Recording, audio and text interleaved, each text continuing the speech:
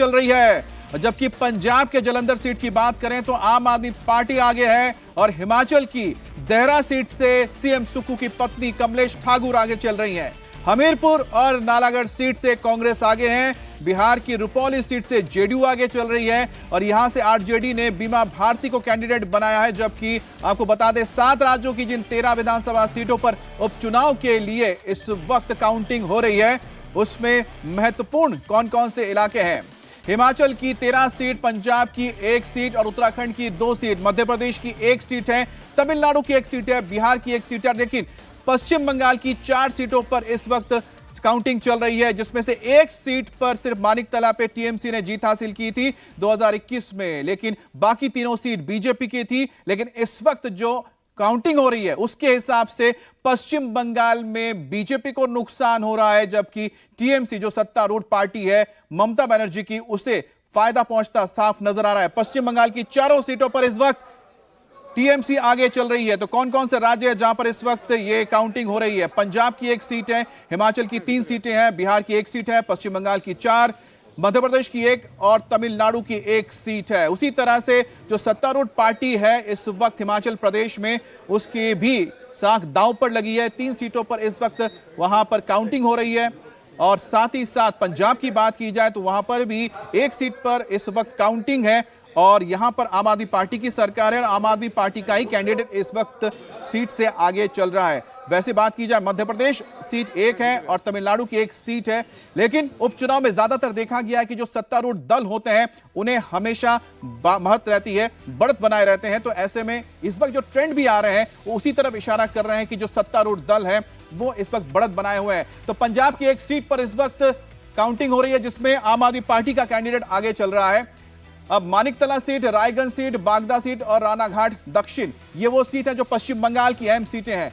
अब मानिकतला सीट से टीएमसी के जो उम्मीदवार थे, जो मंत्री भी थे, उनकी मौत हो गई थी, जिसके बाद उनकी पत्नी इस वक्त चुनावी मैदान में है। सुप्ति पांडे मानिकतला से टीएमसी की और इनका कल्याण चौबे के साथ इस वक्त मुकाबला है। कल्याण चौबे नहीं, इनके जो पति है उनके को टक्कर दी थी 2021 में, लेकिन 2021 में कल्याण चौबे हार गए थे। लेकिन अब सुप्ति पांडे चुनावी मैदान में है और वो भी इस वक्त आगे चल रही हैं। बात की जाए रायगंज सीट की तो यहां से कृष्णा कल्याणी टीएमसी के जो उम्मीदवार हैं आगे चल रहे हैं। मानस कुमार घोष के साथ इनका मुकाबला है और यहां पर सीपीएम के भी तीसरे कैंडिडेट है। मधुपर्णा ठाकुर टीएमसी की हैं, इस वक्त तो बागदा सीट से आगे चल रही है। विनय कुमार विश्वास जो बीजेपी के कैंडिडेट हैं वो इस वक्त पीछे चल रहे हैं। अशोक कुमार हल्दर कांग्रेस के हैं। तो त्रिकोणीय मुकाबला है, लेकिन इस वक्त मधुपर्णा आगे हैं। ये जो सीट आपको बता रहे हैं बागदा सीट, यहां पर भी बीजेपी ने 2021 में जीत हासिल की थी। अब बात कर लेते हैं कि किस तरह से बीजेपी की रानाघाट सीट पर भी जो पकड़ थी वो भी कमजोर होती जा रही है। हालांकि जो मतुआ समर्थित या मधुआ समुदाय ज्यादा मौजूद है इस वक्त जो रानाघाट की सीट है, लेकिन उसके बावजूद बीजेपी के जो कैंडिडेट है वो पीछे चल रहे हैं। और बड़ी बात है कि मुकुटमणि अधिकारी जो है वो 2021 में बीजेपी के कैंडिडेट बनके यहां से ही जीते थे, रानाघाट दक्षिण से, लेकिन वो बाद में टीएमसी में चले गए और इस बार भी वो टीएमसी के ही टिकट पर चुनावी मैदान में उतरे हैं। हमारे साथ ओंकार कोलकाता से जुड़ रहे हैं, अनुराग अमिताभ हमारे साथ भोपाल से जुड़ रहे हैं, इसके अलावा पुनीत परिंजा चंडीगढ़ और शोएब रजा भी हमारे साथ जुड़ गए हैं जो हमें बिहार का हाल भी बताएंगे। तो बहरहाल सबसे पहले हम शुरुआत करते हैं बंगाल से ही। ओंकार, 4 सीटें हैं, 4 सीटों में से 3 सीटें बीजेपी की थी, लेकिन यहां तो बीजेपी पीछे जाती हुई नजर आ रही है और जो सत्तारूढ़ पार्टी है टीएमसी वो हावी हो रही है 4 सीटों पर।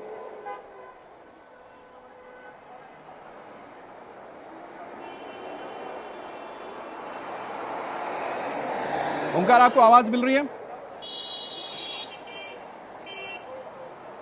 जी अमित, सबसे पहले ये कहना चाहूंगा कि जो सत्तारूढ़ पार्टी तृणमूल कांग्रेस है, तृणमूल कांग्रेस अभी 4 सीटों में आगे चलती हुई नजर आ रही है।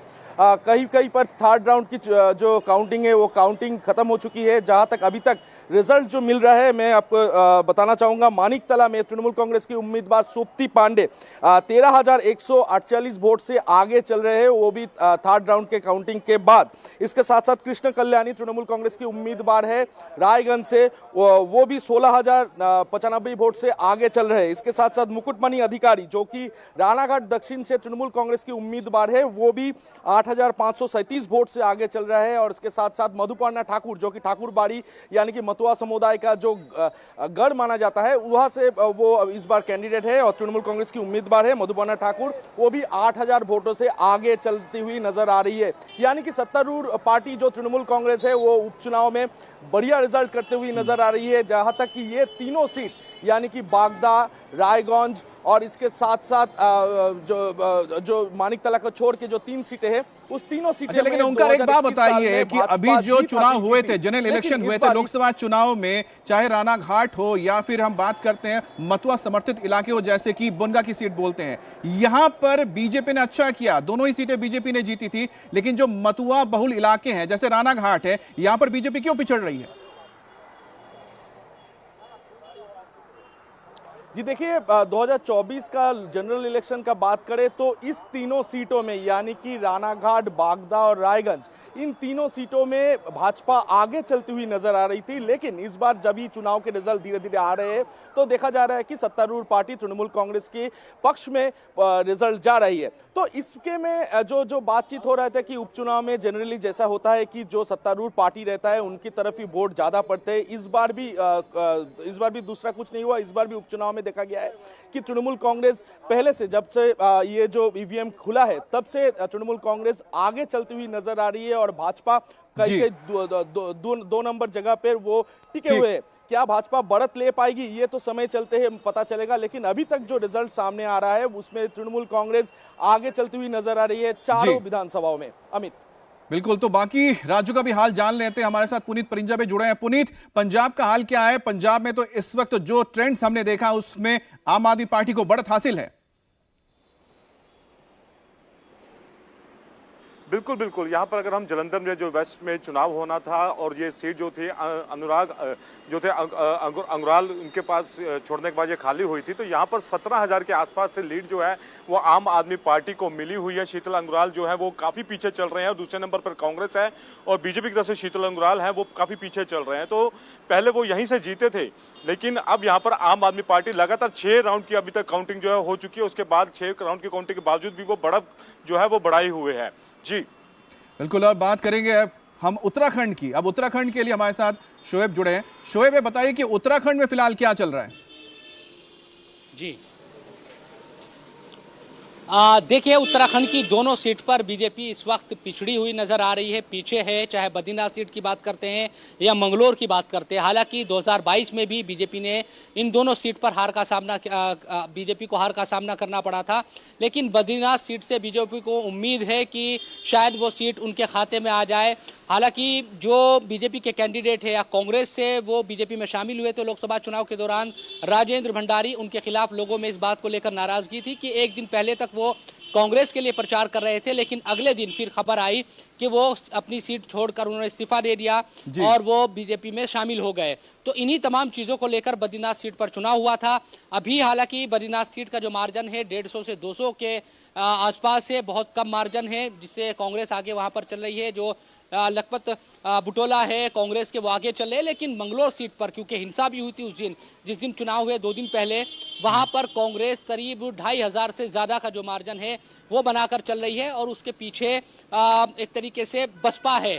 अभी बीजेपी तीसरे नंबर पर है मंगलोर में। मंगलोर की जो भौगोलिक स्थिति है या फिर जो हालात है वो कुछ इस तरह से है कि वो ये सीट मुस्लिम आबादी की सीट है। यहाँ पर जो वोटर है 50% से भी ज़्यादा वो मुस्लिम वोटर है। ऐसे में कांग्रेस और बसपा के दरमियान यहाँ काफ़ी जो लड़ाई है राजनीतिक तौर पर वो देखने को मिलती है। और बसपा ने ही 2022 में सीट को जीता था, लेकिन सरबत करीम अंसारी उनका निधन हो गया। उपचुनाव उन्हीं की वजह से हो रहा है। अब काजी निजामुद्दीन यहाँ तकरीबन 2,500 वोटों से आगे चल रहे हैं और बसपा के जो कैंडिडेट है वो उनसे पीछे। फिर तीसरे नंबर पर यहाँ करतार सिंह भड़ाना है जो बीजेपी के उम्मीदवार है। हालांकि उन पर ये कांग्रेस आरोप लगाती रही कि वो बाहरी है, हरियाणा के रहने वाले हैं और बीजेपी ने बाहरी कैंडिडेट को अपना टिकट दिया। तो तमाम मुद्दे चर्चाओं में रहे। आज रिजल्ट का दिन है दोनों सीटों पर। अभी तो कांग्रेस के लिए सुबह के समय अच्छी खबर है कि दोनों सीट पर कांग्रेस आगे है। तो अब देखिए कि हमने 3 राज्यों की बात की है। पश्चिम बंगाल में जो सत्तारूढ़ पार्टी है वो आगे चल रही है, पंजाब में भी यही ट्रेंड है। लेकिन जैसे ही हम बात करते हैं उत्तराखंड की, जहां पर बीजेपी सत्ता में है, लेकिन वहां पर 2 सीटों पर इस वक्त शोएब बता रहे हैं कि कांग्रेस का जो कैंडिडेट है आगे चल रहे हैं। अब मध्य प्रदेश का क्या हाल है अनुराग?